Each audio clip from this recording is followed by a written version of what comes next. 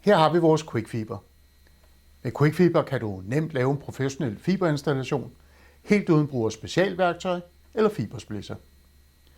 Quickfiber er et 12-leder fiberinstallationskabel, færdigkonnekteret med forstærket leder og trækstrømpe, lige til at gå i gang med.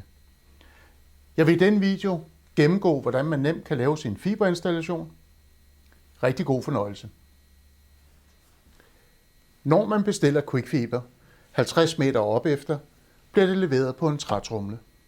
Kortere længder leveres ringet op, som her Single Mode, Multimode OM3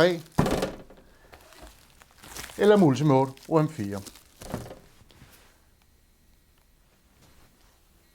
Alle Quickfiber-kabler er testet fra fabrikken. Man kan se testresultatet uden på tromlen, når man får den. Når man får folien af tromlen, så kan man lynhurtigt se, at Quickfiber-kablet er monteret med en trækstrømpe i begge ender. Du har formentlig kun brug for den i den ene ende, men den er monteret i begge ender. Selve trækstrømpen er fastgjort til yderkappen med krømpeflex med lim, og det vil sige, at når man laver et træk i trækstrømpen, så sker trækket i kappen og ikke i selve lederne.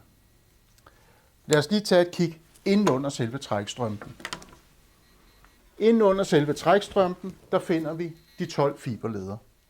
Fiberlederne er forstærket med 2 mm slanger, så de har den tykkelse, man kender fra fiberpatskabler, som gør det meget mere robust og nemmere at håndtere. Hver leder er nummereret fra 1 til 12, og selvfølgelig tilsvarende i modsatte ende. Quickfiber kan afsluttes i vægbokse eller rakskab, præcis som enhver anden fiberinstallation. Det mest brugte det er at afslutte sin fiberinstallation i rakskabet. Derfor har jeg så valgt at vise det her, hvordan vi gør det med vores 19-tommer Quickfiber kit, som består af 2 19-tommer-paneler, adapter og skruer og det, man har brug for at afslutte det i rakskab. Vores 19-tommer-paneler er forsynet med glideskinner, så det er nemmere at stå og arbejde med i rakskabet. De kommer med splicekassetter, som man bruger, hvis man har splidsede fibre. Vi har jo som sagt en Quickfiber, så splicekassetterne, dem kan vi fjerne. Hvis man har lyst til at beholde dem i, kan man også gøre det.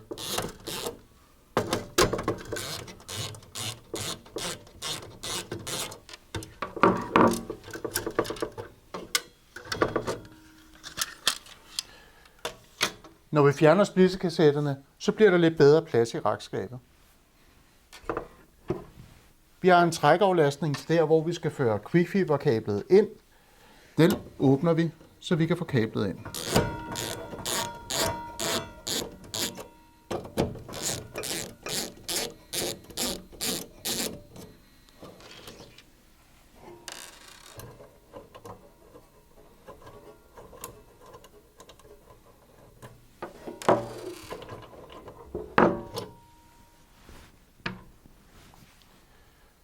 Vi skal have monteret selve fiberadapterne, altså de hundstik, som vi ser på fiberpanelet. Fiberpanelet er delt op i 3 sektioner af 8 stik, så vi monterer fiberadapterne.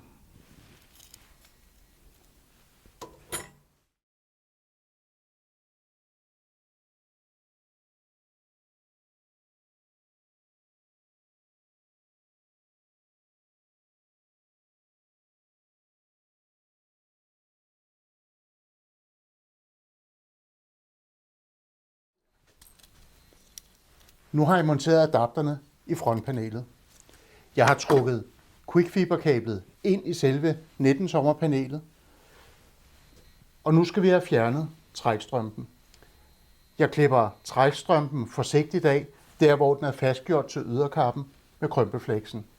Jeg lader krømpefleksen sidde, for den bruger jeg til at montere selve trækaflastningen på.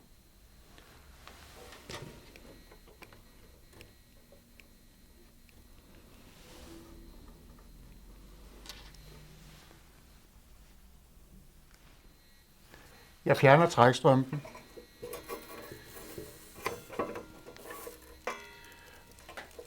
Og monterer trækaflastningen.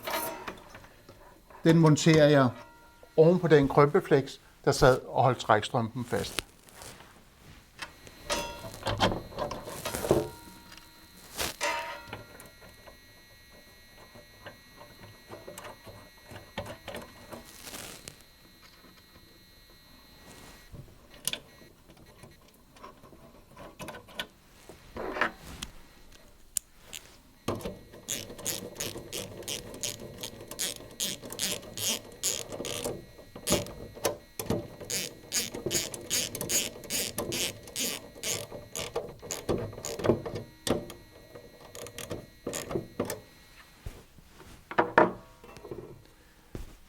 Så nu sidder den godt fast.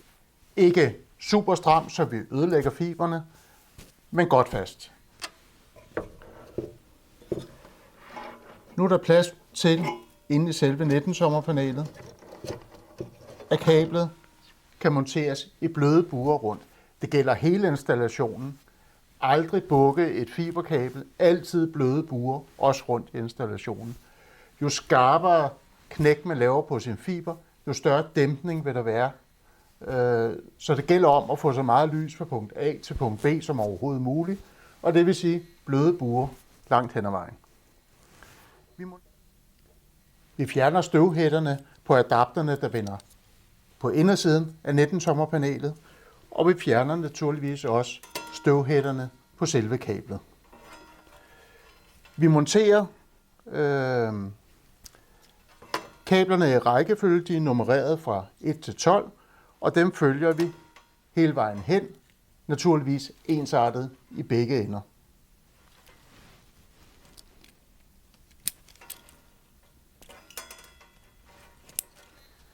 Nu har jeg monteret alle kablerne i frontpanelet, som jeg bare klikker ind på plads.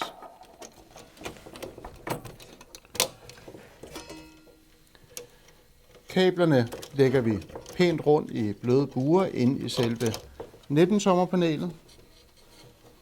Man kan eventuelt lige strippe det fast, hvis man synes, det stritter for meget.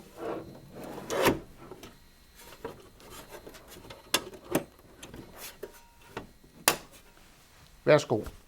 Et styks quick fiber installation. God fornøjelse.